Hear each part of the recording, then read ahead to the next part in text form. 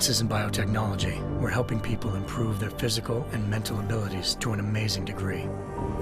Provided, of course, they had enough money. A new breed of people was emerging, half human, half machine. And in Detroit, at least, not everyone was happy to see it. I'd just landed a job as head of security at Sarif Industries, a cutting-edge biotech firm. David Sarif himself handpicked me for the job. Said he needed me to keep his people safe. My ex, Megan Reed, was one of them. Brilliant neuroscientist, Megan had found a way to make augmentation safe and affordable for everyone. All she had to do was present her research to Congress. But the night before her big meeting, my security measures failed. A team of Black Op mercenaries stormed into Sarif headquarters, massacring everyone in sight. 3 of the mercs were heavily augmented walking tanks. Their mission? Take out Megan and her team. I tried to stop them, but their leader tossed me through a plate glass wall. Last thing I heard as his bullets slammed into my brain was Megan's dying scream. I should have died with her. Only I didn't. High-end military-grade enhancements saved my life. The best augmentation Sarif's money could buy. It took me half a year to get a feel for her. Should have taken longer. But 6 months into my recovery, Sarif Industries was attacked again. This time, by a radical group of pro-human purists. Violent, militant, and fanatically opposed to human augmentation. They claimed to be members of Humanity Front, a non-profit organization that wanted the UN to limit biotechnology research.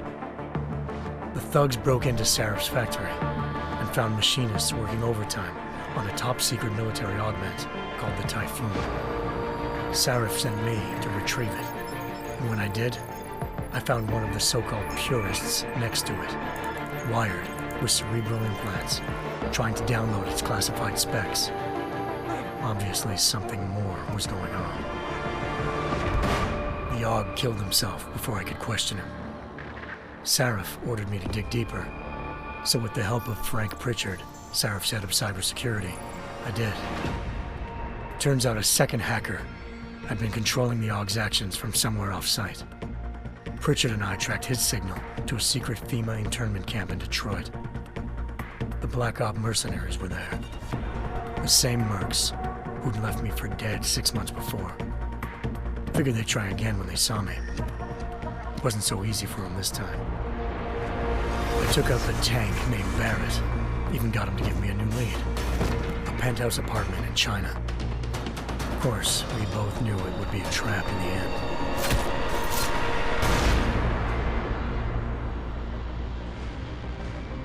Hengsha Island, China. Home to a city so crowded, they had to build a second city on top of it. Trying to find clues in Hengsha wouldn't be easy. Lucky for me, I wasn't alone. Farida Malik, Sarif Industries' ace pilot, had lived in Hengsha before. A good person to have on your side. She knew enough about the place to get me around. Malik dropped me in the lower city, close to the penthouse Barrett had told me about. Bell Tower Associates, a private security firm under contract to the Chinese government, had agents tossing the suite when I arrived. Just not for the reason I'd been expecting. Turns out the man who lived there was a criminal hacker named Van Bruggen. The same hacker who'd been remotely controlling the AUG in Sarif's factory. Van Bruggen's panicked decision to force the man to commit suicide had been a mistake. Now his mercenary partners were gunning for him, and I needed to find him before they did. Locating Van Bruggen meant playing nice with the Triads, Hengsha's organized crime lords. They had the hacker holed up inside a low-rent capsule hotel. By the time I found him, Van Bruggen had no qualms giving up the woman who hired him. Zhao Yunru, president of the Taiyang Medical Corporation. According to Van Bruggen, Zhao wanted to monopolize the augmentation industry and had hired Black Op mercenaries to destabilize her competition. Sarif Industries was at the top of her list. To prove this, I needed to get inside TYM and grab a surveillance hologram off a server. I suspected Van Bruggen was hiding something when he told me this, but but nothing could have prepared me for what I saw. Megan wasn't dead. She and her 4 best researchers had been kidnapped, spirited away somewhere while their kidnappers made it look like they were dead. Desperate to learn more, I confronted Zhao in her penthouse. She claimed to be a pawn in a bigger plan, and hinted at a group so powerful it controlled global interests at a whim. Then she slipped into a panic room and hit the alarm, forcing me to make a very quick exit. I figured Zhao was lying, but part of her confession made sense. David Sarif had been worried about his people. So worried, he'd required all of them to have subdermal locator devices surgically implanted. The GPOs would have been broadcasting the day of the attack. But Zhao said a single call to Picus, the world's leader in global 24-hour satellite news, had turned those signals off. I needed to fly to Picus headquarters in Montreal if I wanted to learn more.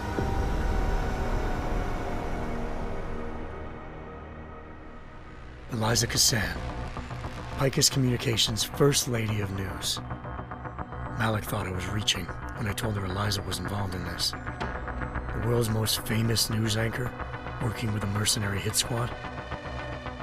But when I confronted Cassan in her office, she freely admitted to jamming Detroit's satellites the night Megan's team had been taken.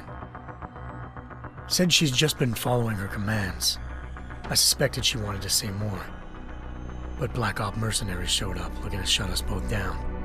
And just like that, the Eliza I'd been talking to disappeared. The Mercs were led by an augmented killer I'd crossed paths with twice before, Fedorova, a woman who'd made silence her best friend. She waited for me to track Eliza's transmission to a secret server room underneath the Picus complex, then jumped me from behind. A deadly fight ensued. I made sure she never moved silently again. With Fedorova down and no one left to keep Eliza quiet, she reappeared.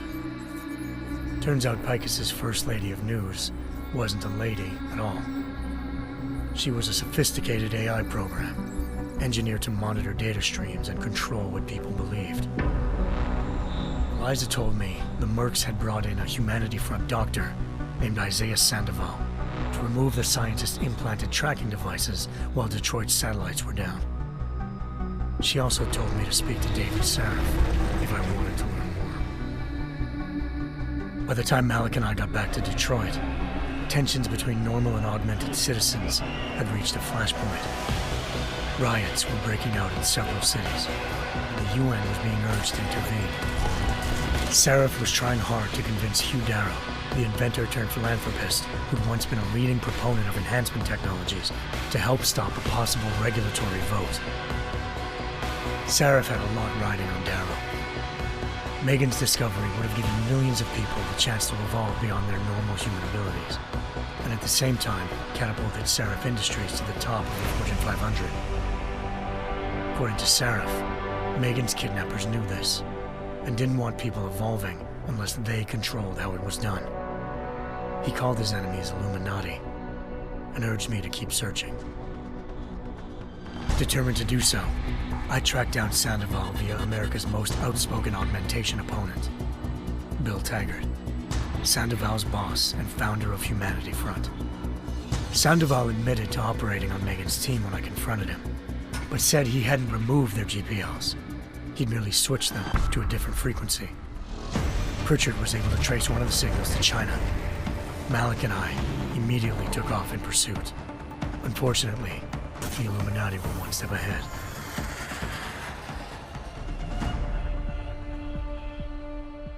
Ambushed. Shot out of the sky by Bell Tower Associates, seconds after entering Hengsha's airspace. Malik's piloting skills saved me. After a tense and bitter struggle, I escaped into Lower Hengsha. The tracking signal I was following led straight to the Triads, or more specifically, to the augmented arm of Tong Si-hung, leader of a gang of augmentation harvesters. Tong said they'd taken the arm off a corpse, which Bell Tower had left at their door, meaning at least one of Sarif's scientists was dead. Maybe not the rest of them, though. Tong pointed me to a port used for human trafficking and helped me slip aboard a bell tower ship. It was sailing to Rifleman Bank Station, a military base in the South China Sea. Bell Tower was holding kidnapped civilians as prisoners there, and using them to perfect the Chiron Project, a human-computer interface that left most of its test subjects dead. My search for Megan would have ended then, if not for a mysterious ally named Quinn. In exchange for my help exposing Bell Tower, he slipped me aboard a second ship headed to Singapore and an Illuminati-run biotech facility called Omega Ranch. 3 of Seraph's scientists were there, forced by their captors to create a technology capable of remotely shutting down augmented abilities. Thanks to an emergency recall notice issued by the World Health Organization, millions of people all over the world already had the biochip installed. With the help of the scientists, I tracked Megan to a private section of the ranch. There, I ran into Yaron Namir, the walking tank who'd put a bullet in my brain the first time we met.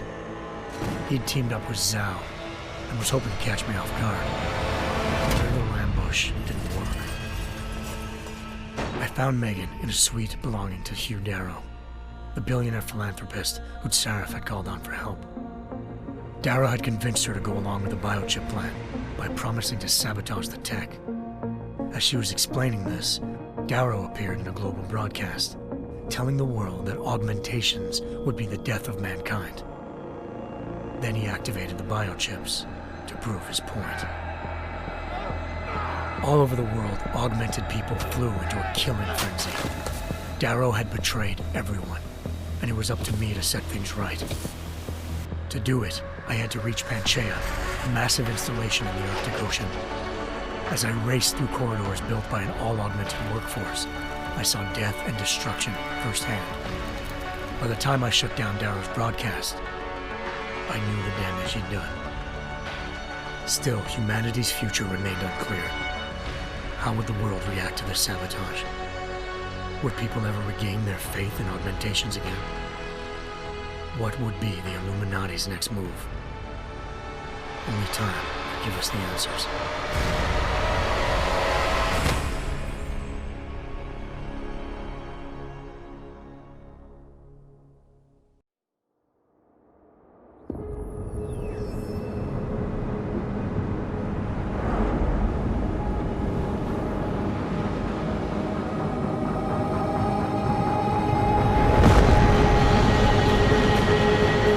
I once thought I could save the world.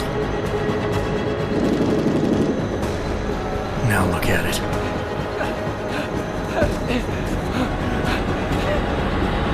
In yet another augmented terror attack, 251 passengers aboard sister airlines Flight 451 were killed when an augmented passenger broke into the plane's cockpit and ruthlessly butchered its flight crew.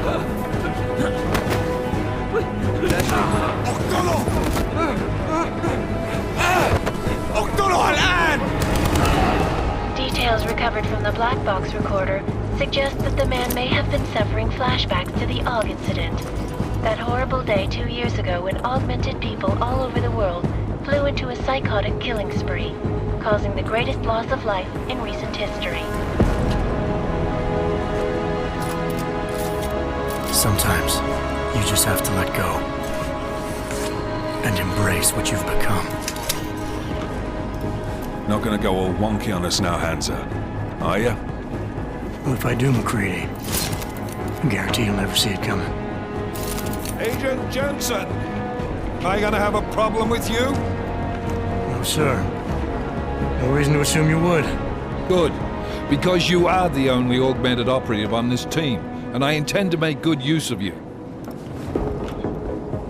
Listen up, all of you. We got a sandstorm barreling down our arse and we can't afford to make mistakes. We're going after this man, an arms dealer named Shepard. He's ex-Bell Tower, one of the Special Forces commanders who disappeared during the incident. And he's come out of hiding. That cannot be good. It's not. He's selling weapons and military-grade augments to terrorists. This is Aran Singh, the undercover agent who lured Shepard out of his hole. Best you see Interpol's got. For 3 years he's worked hard to get in tight with the Jinn, an Iraqi smuggling cartel that's infected the Eastern Hemisphere like a plague. Last week, our arms dealer sent a message to the Jinn, offering to sell them a shitload of black market merchandise dirt cheap. They told Singh to handle the buy. They're not gonna like it when Interpol disrupts their party. Sing's cover really that good? It is right now. We need to keep it that way. This is where the deal's going down. A half-finished high-rise hotel that's been abandoned ever since the incident. It's not a pretty picture inside. Let me guess. Most of the laborers were augmented with heavy-duty industrial rigs. So when the incident hit, and they all went schizo, things got gruesome real fast. And no one, except for some homeless junkies, have been inside the place ever since. So what's the plan, Director? Singh's meeting Shepard on the ground floor, inside the hotel's main atrium. He sent the bulk of his Jinn crew to the penthouse levels to secure a vantage point. I want McCready's team to take up positions overlooking the atrium and make the arrest. Jensen, you're going in solo from the roof. My objectives? Keep the Jinn from joining the party.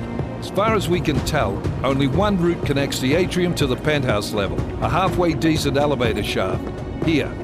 I want you to block access to it. Fine. Just cut me loose. Do you plan on relying solely on your augments for this one? I'd recommend taking a little hardware, just to be sure.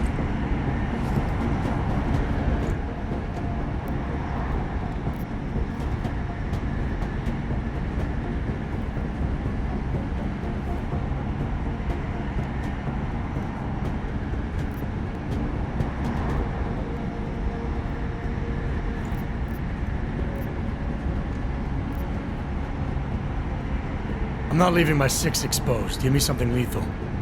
Your call, but Singh's undercover in all this. So watch your fucking sights.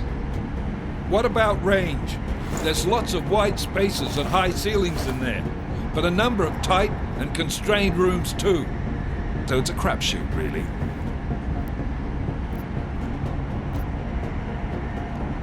Well, I'm not looking to play dice with anyone in there. Give me something with distance. Your call. Less chance of being seen and compromising Singh that way. One last thing, Jensen. Singh said the Jinn are using some sort of portable Wi-Fi device to boost communications. He's got a better chance of maintaining cover if you disable it. We'll keep an eye out for it. But aren't we on the clock here? You said there's a sandstorm moving in. There is, and we got the intel on this mission at the very last minute, so we're scrambling a little. If it comes to it, your number one priority is keeping the Jinn out of that atrium. Copy that. Time to put away your heavy thoughts, gentlemen. We're approaching the target building. You're up first, Jensen. Let's do this. Task Force Actual. This is 9 for...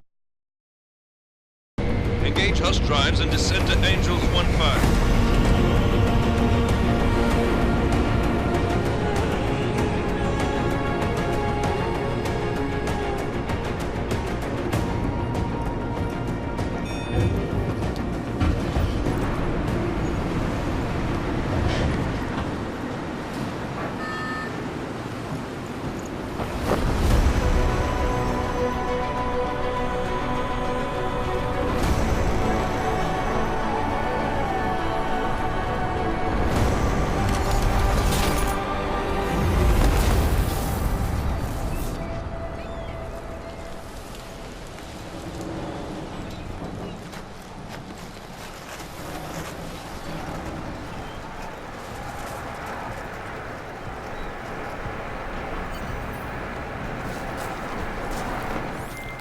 Team leader, this is Jensen. I'm on the roof. Solid copy.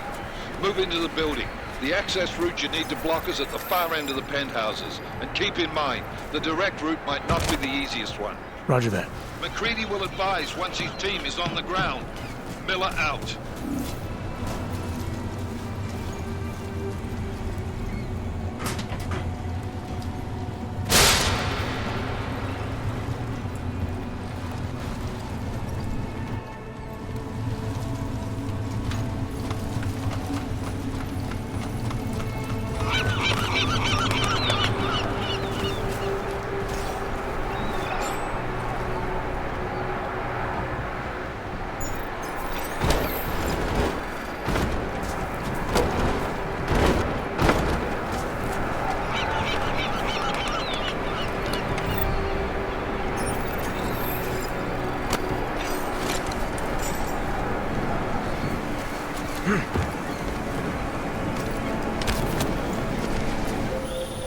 Jensen, we're moving through. Oh, fuck! What's wrong? The Jinn have got a few Jennies up and running. We're gonna have to hack keypads. You should enjoy it, McCready. They have colors and shapes. Just remember, red means bad. Fuck you.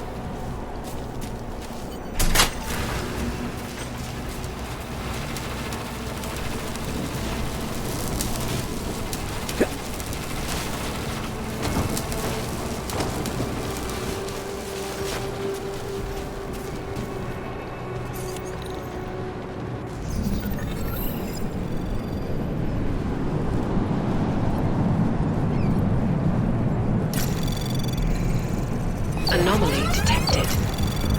Trace program initiated.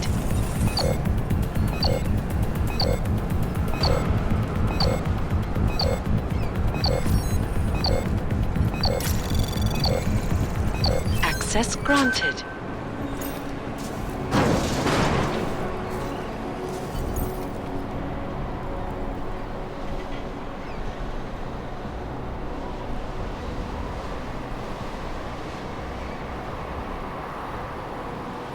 Damn squatters. I think that was the last squatter.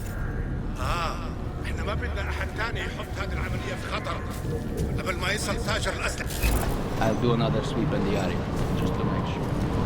علمني إذا أي شيء ميت.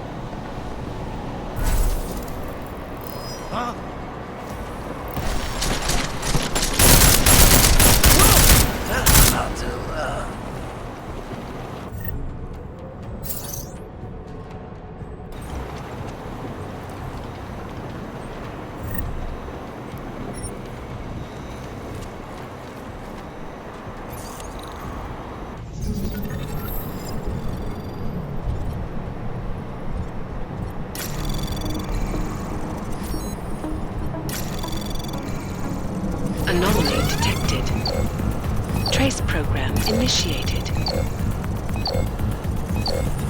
Access granted. Jensen, Mac, listen up. Doppler shows that sandstorm's moving in fast. It's big, and it's gonna hit us hard. God, I hate the fucking desert. Confirm visual? I can. Time is not on our side. Copy that. Solid copy.